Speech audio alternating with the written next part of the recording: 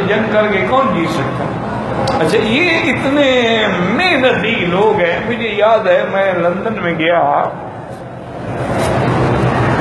تو وہاں ایک علاقہ ہے پتہ نہیں یاد، بلیک پول سمندر کا کنارہ ہے اور بڑا ہی خوبصورت علاقہ ہے. وہاں ہم جا رہے تھے تو میرے ساتھ موسیٰ بھائی جو میری گاڑی چلا رہے تھے، بڑے اللہ والے آدمی ہیں، انہوں نے کہا جی کہ یہاں کا وہ واقعہ ہے کہ کچھ تبلیغی جماعت کے لوگ آئے.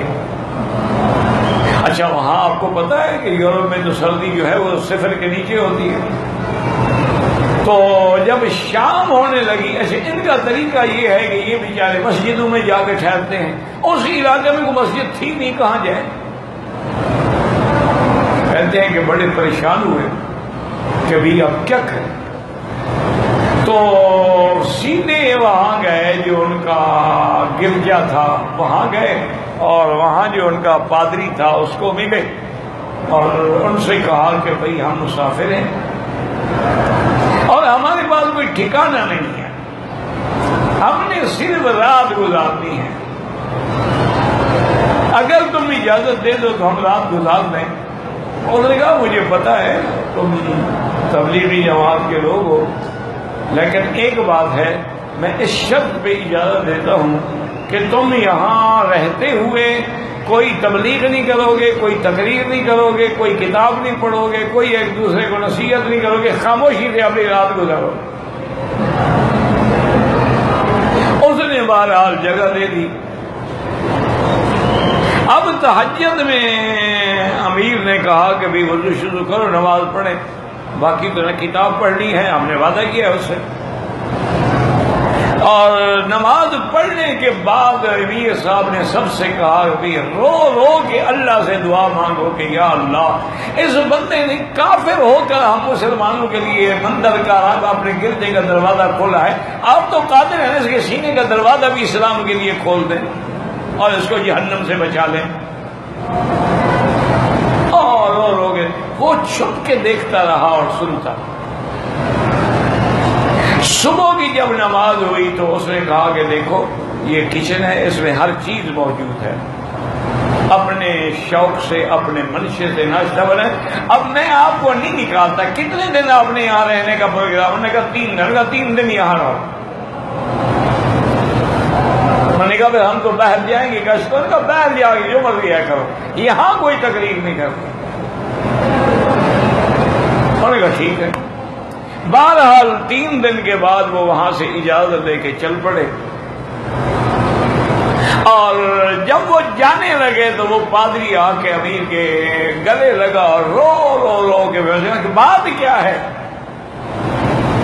اس نے کہا مجھے خواب میں حضور پاک کی زیارت ہوئی اور حضور پاک نے فرمایا ہے کہ میرے دین کے بندوں کو دیکھنے کے بعد بھی تمہیں دین سمجھ نہیں آیا، مجھے کلمہ پڑھا لو میں مسلمان ہوں.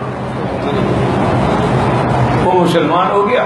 انہوں نے کہا ایک مہربانی کرو، میرے اسلام کا کسی کو بتانا نہیں. جگہ جو ہے مرکزی اسلام ہے، اس نے اتنا محنت کی ہے کہ سارا علاقہ مسلمان کر دیا. ان کی بڑے خدمات ہیں، وہ ہم نے کبھی وقت نہیں لگایا، لیکن جہاں جہاں بھی گئے ہم نے دیکھا ہے، سنا ہے کہ تقریباً اس وقت دنیا اسلامی ملکوں کے 60 ملکوں میں یہ بیچارے پہنچے ہیں، اور جہاں پہنچے ہیں اللہ کا شکر ہے کہ وہاں انہوں نے دین کا کام کیا ہے. میں تو اپنے مولوی صاحبان سے کہتا رہتا ہوں، میں نے کہا یار زمین تو یہ بیچارے ہمیں بنا کے دے جاتے ہیں، باقی آگے ہل شل چلا کے درخت سامان لگاتے ہیں، اصل زمین تو ہمارے یہ بنا کے چھوڑ جاتے ہیں. اگر زمین ہی نہ ہو تو ہم پھل کہاں لگائیں گے یا درخت کہاں لگائیں گے؟ تو اس لیے اگر کسی کا دل نہ مانتا ہو کوئی بات نہیں، نہ مانے، لیکن کسی کو برا نہ مانے، چونکہ ان کے بڑے خدمات ہیں. اور تم نے تو شاید کبھی اپنے ہمسائے کو بھی کلمہ نہیں پڑھایا ہوگا، انہوں نے لاکھوں لوگوں کو مسلمان کیا، لاکھوں لوگ اسلام لائے. باقی غلطیاں کس میں نہیں ہوتی بھائی، غلطیاں تو ہوتی ہیں، انسان ہیں.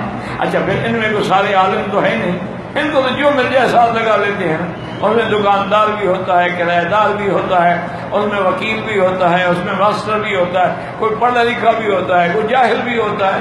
تو اس لیے غلطیوں پہ نظر نہ ڈالو، اچھائیوں پر نظر ڈالو. باغ میں جاؤ تو کانٹے نہ گنتے رہو، گلاب کے پھول پہ نظر ڈالو. باقی گلاب کھلتے کانٹوں کے اندر ہے.